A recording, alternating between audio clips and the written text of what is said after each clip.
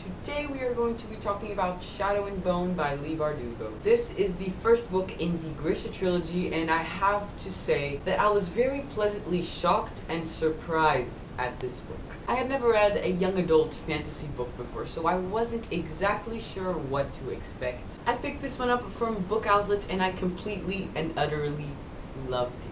This is categorized as fantasy, but this isn't the kind of fantasy with magic and wizards and wands. In this world we have the regular people and we have the Grishas, and Grishas have this kind of gift that allows them to change and control matter around them. We have people who can control certain elements, we have people who can heal other people's bodies. Our protagonist is Alina Starkov, and she has just found out that she is indeed a Grisha. She's not just a common Grisha, she is one of the most powerful of her kind. In this world we also have the Darkling, who is the leader of the Grishas. Just like Alina, he is one of the most powerful Grishas. There's also a very big streak of darkness in this world, which is called the Fold. You cannot see anything in there, it is so dark. It is filled with these creatures called the Volcra, and it's revealed that Alina has the power to destroy this Fold once and for all, which has been in this land for a very long time. This actually has a very handy dandy map, which I really like, and this black thing you see right here,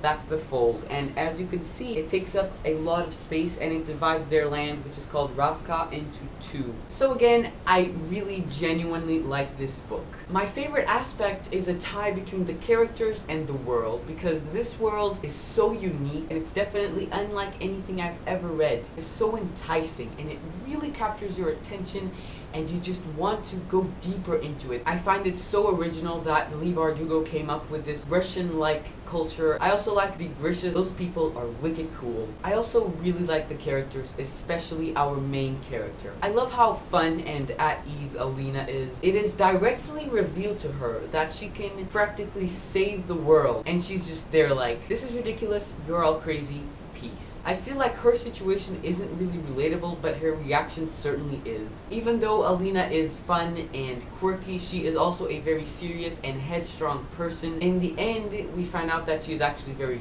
human as well. I have to say that the last 10 pages are what really made me like the book. Also, the villain is a very big surprise, you know. I also want to talk a little bit about the Darkling, because I, as a reader, found myself really drawn to him. Even when spoiler is revealed, he just has this mysterious air that surrounds him. It really pulls you in. You not only want to know what he's about, you actually want to know the character behind his evil and cruel facade thing. You just really want to uncover everything about him. I personally found him a very interesting character, and I'm very excited to see what part he plays in the second installment. I feel like in Siege and Storm he's going to play a much bigger part in the plot, and I'm honestly so excited. You kind of don't know if he's a good guy or if he's a bad guy. By the end of the book you have a pretty clear image of what exactly he is. I also want to point out that Alina cries at the very perfect moments. Up until now, whenever I read that a main character was crying, I either A, cringed at the situation because